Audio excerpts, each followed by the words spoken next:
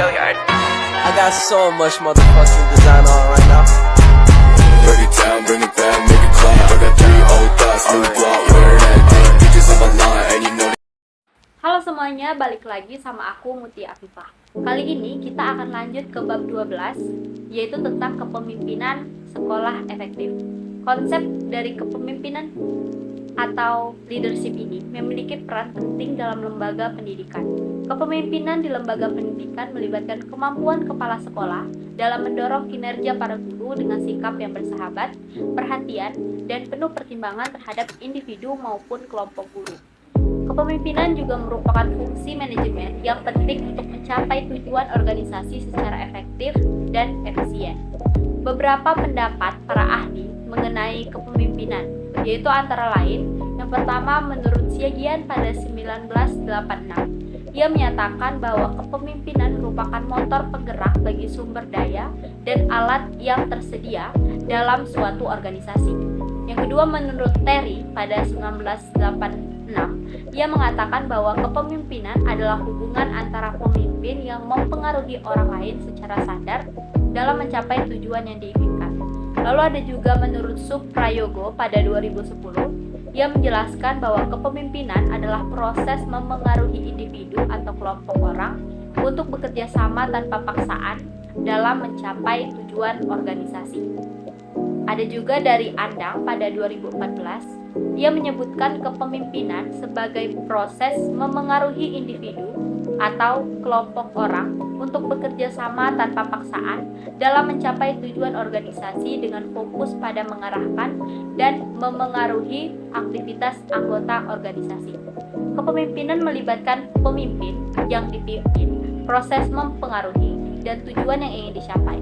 Beberapa unsur penting dalam kepemimpinan, yaitu yang pertama ada proses pemberi arahan. Pemimpin harus membangun hubungan manusiawi dengan bawahan agar arahan yang diberikan dapat berjalan efektif. Lalu yang kedua memberi motivasi. Pemimpin harus memberikan motivasi kepada anggota atau karyawan untuk meningkatkan kualitas kerja, pengetahuan, keterampilan, kejujuran, dan rasa memiliki terhadap organisasi. Lalu yang ketiga menciptakan rasa percaya diri.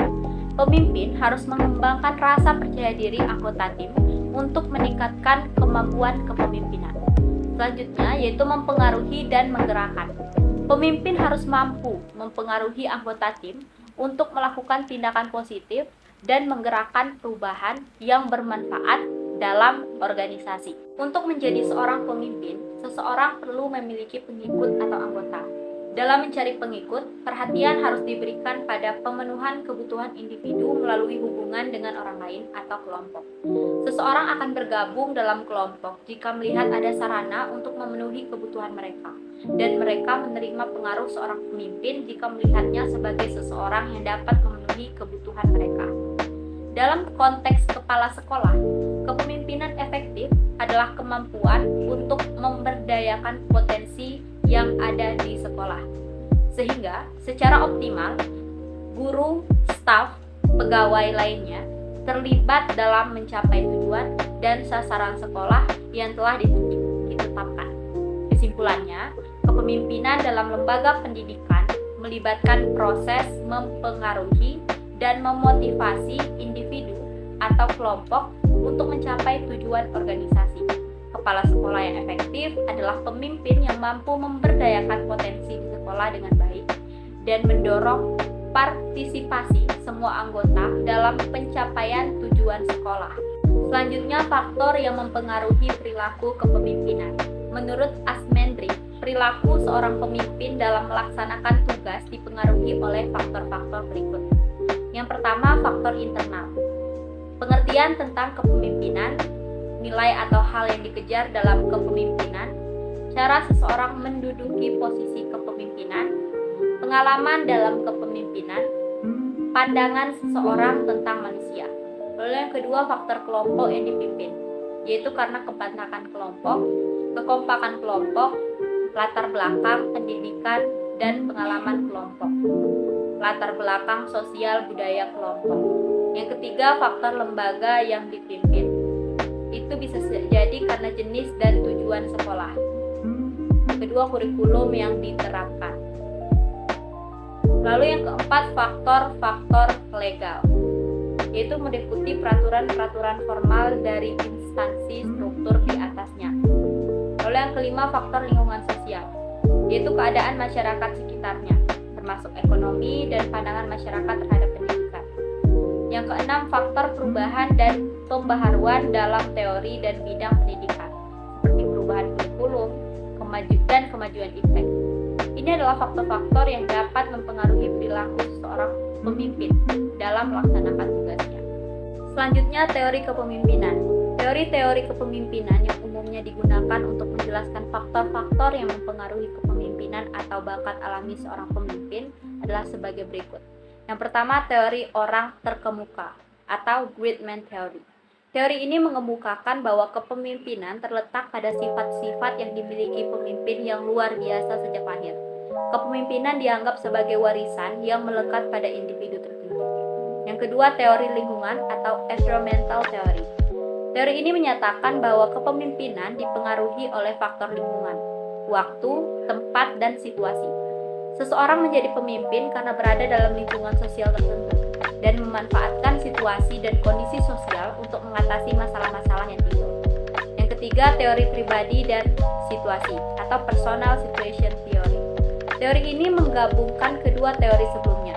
Kepemimpinan dipengaruhi oleh tiga faktor, yaitu sifat pribadi, pemimpin, sifat kelompok dan anggota, serta kejadian atau masalah yang dihadapi kelompok.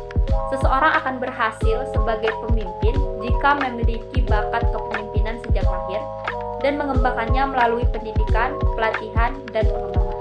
Yang keempat, teori interaksi dan harapan atau interaction expectation theory. Teori ini mencakup tiga variabel, yaitu aktivitas, interaksi, dan sentimen atau harapan. Struktur interaksi akan menentukan arah aktivitas, sehingga pemimpin perlu menciptakan struktur interaksi yang merangsang terciptanya suasana yang sesuai dengan harapan masyarakat. Teori ini fokus pada dinamika interaksi antara pemimpin dan masyarakat, serta bagaimana interaksi tersebut dapat menangkap harapan dan keinginan masyarakat. Yang kelima, teori humanistik. Teori ini melihat manusia sebagai organisme yang termotivasi dan memiliki struktur dan sistem kontrol tertentu. Teori ini menekankan pentingnya mengakui harapan, nilai, dan keterampilan individu dalam proses kepemimpinan. Pemimpin diharapkan mampu mengelola potensi dan keterampilan sumber daya manusia dalam organisasi untuk mencapai tujuan yang diinginkan. Syarat dan prinsip kepemimpinan pendidikan. Kepemimpinan pendidikan yang efektif menurut Muttohar pada 2013 adalah kemampuan seorang pemimpin untuk mempengaruhi orang lain agar bekerja sama dalam meningkatkan mutu pendidikan. Asmendri menyatakan bahwa seorang pemimpin pendidikan harus memenuhi syarat-syarat dan menjalani proses sebagai berikut. Yang pertama, kepribadian yang terpuji. Seorang pemimpin harus memiliki sifat-sifat yang baik, seperti keceriaan, keramahan, semangat, keberanian, kedermawaan, spontanitas, percaya diri, dan tingkat kepekaan sosial yang tinggi. 2. Pemahaman dan penguasaan tujuan. Pemimpin harus memahami dan menguasai tujuan yang ingin dicapai dan mampu mengkomunikasikannya kepada bawahan dan stakeholder terkait. Yang ketiga, wawasan yang luas. Pemimpin harus memiliki pengetahuan yang luas dalam bidang tugasnya dan bidang-bidang terkait lainnya. Yang keempat, prinsip-prinsip kependidikan. Pemimpin harus berpegang pada prinsip-prinsip umum kependidikan, seperti konstruksi, kooperatif, kreatif, partisipatif, pendelegasian yang baik, serta memahami dan menerapkan prinsip kepemimpinan Pancasila yang dikembangkan oleh Ki Hajar Dewantara. Selain syarat-syarat tersebut, terdapat beberapa aspek personalitas yang penting bagi seorang pemimpin dalam kepemimpinan pendidikan. Antara lain yang pertama yaitu kemampuan yang unggul. Pemimpin harus memiliki kemampuan yang lebih tinggi daripada orang-orang yang dipimpinnya dalam bidang pendidikan. Yang kedua, motivasi untuk belajar. Pemimpin harus memiliki motivasi yang kuat untuk terus belajar dan menyesuaikan kemampuannya dengan perkembangan dan tujuan organisasi yang dipimpinnya. Ketiga, kemampuan kepribadian. Pemimpin harus memiliki kemampuan kepribadian yang efektif dalam konteks kepemimpinan pendidikan. Selanjutnya, fungsi kepemimpinan. Fungsi kepemimpinan secara operasional dapat dibedakan menjadi 5 fungsi pokok, yaitu yang pertama fungsi instruksi. Pemimpin sebagai komunikator memberikan perintah kepada bawahan mengenai apa yang harus dilakukan, bagaimana melakukannya, kapan, dan di mana. Tujuan fungsi ini adalah agar keputusan dapat dilaksanakan secara efektif. Yang kedua, fungsi konsultasi. Pemimpin melakukan komunikasi dua arah dengan bawahan untuk memperoleh masukan dan umpan balik guna memperbaiki dan menyempurnakan keputusan yang telah ditetapkan dan dilaksanakan. Yang ketiga, fungsi partisipasi. Pemimpin berusaha untuk mengaktifkan anggota yang dipimpinnya. Dalam fungsi ini, partisipasi dilakukan melalui kerjasama yang terkendali dan terarah, di mana anggota tidak mencampuri atau mengambil alih tugas pokok orang lain. Yang keempat, fungsi delegasi. Pemimpin memberikan wewenang kepada bawahan untuk membuat dan menetapkan keputusan melalui persetujuan atau tidak persetujuan dari atasan. Dan yang kelima, fungsi pengendalian. Kepemimpinan yang efektif mampu mengatur aktivitas anggota secara terarah dan dalam koordinasi yang efektif guna mencapai tujuan bersama secara maksimal. Fungsi ini dapat diwujudkan melalui kegiatan bimbingan, pengarahan, koordinasi, dan pengendalian. Dengan melaksanakan fungsi-fungsi tersebut, seorang pemimpin dapat mengelola kelompok atau organisasi dengan lebih efektif dan membantu mencapai tujuan yang telah ditetapkan. Selanjutnya, kepemimpinan kepala sekolah yang efektif. Beberapa elemen yang dapat mengantarkan kepemimpinan yang efektif dalam sebuah organisasi, termasuk kepala sekolah, adalah sebagai berikut. Yang pertama, inisiatif. Pemimpin harus tanggap terhadap kondisi organisasi yang dipimpinnya dan memiliki daya inisiatif yang tinggi.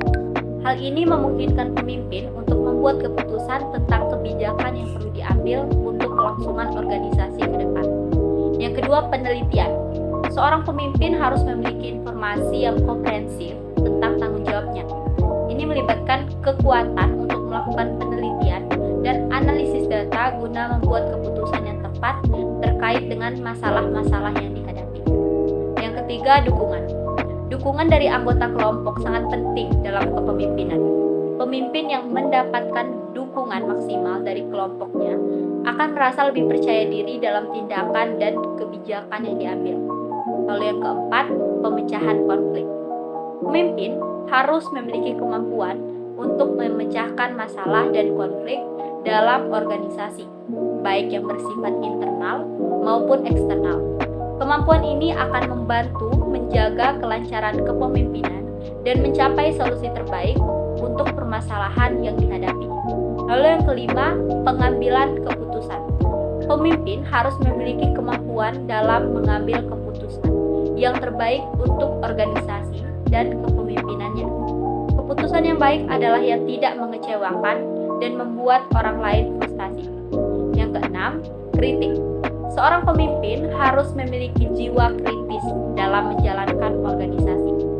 Kemampuan untuk mengevaluasi hal-hal terkait dengan organisasi, menentukan yang perlu dipertahankan dan dikembangkan, serta harus ditinggalkan untuk kebijakan yang lebih baik. Sangat penting. Selain itu, terdapat juga indikator kepemimpinan kepala sekolah efektif, menurut Martin. Yang pertama, memiliki visi yang kuat tentang masa depan sekolah dan mampu mendorong seluruh warga sekolah untuk mencapai tujuan tertentu. Yang kedua, memiliki harapan tinggi terhadap prestasi siswa dan kinerja seluruh warga sekolah. Yang ketiga, melakukan pengamatan terhadap kegiatan guru dan pembelajaran di kelas, memberikan umpan balik yang positif dan konstruktif, serta berupaya memecahkan masalah dan meningkatkan pembelajaran. Lalu yang keempat, mendorong penggunaan waktu yang efisien, merancang prosedur untuk mengurangi stres dan konflik negatif. Lalu yang kelima, memanfaatkan berbagai sumber belajar dan melibatkan seluruh warga sekolah secara kreatif, produktif, dan accountable. Yang keenam, memantau kemajuan siswa secara individu dan kelompok, serta menggunakan informasi tersebut untuk mengarahkan perencanaan pembelajaran. Yang ketujuh, melakukan evaluasi dan perbaikan secara berkelanjutan. Dengan memperhatikan elemen dan indikator tersebut, seorang kepala sekolah dapat menjadi pemimpin yang efektif dalam mengelola sekolah dan mencapai tujuan pendidikan yang diinginkan. Menurut Mulyasha, ada 10 kunci sukses kepemimpinan kepala sekolah, yaitu pertama, visi dan misi yang utuh.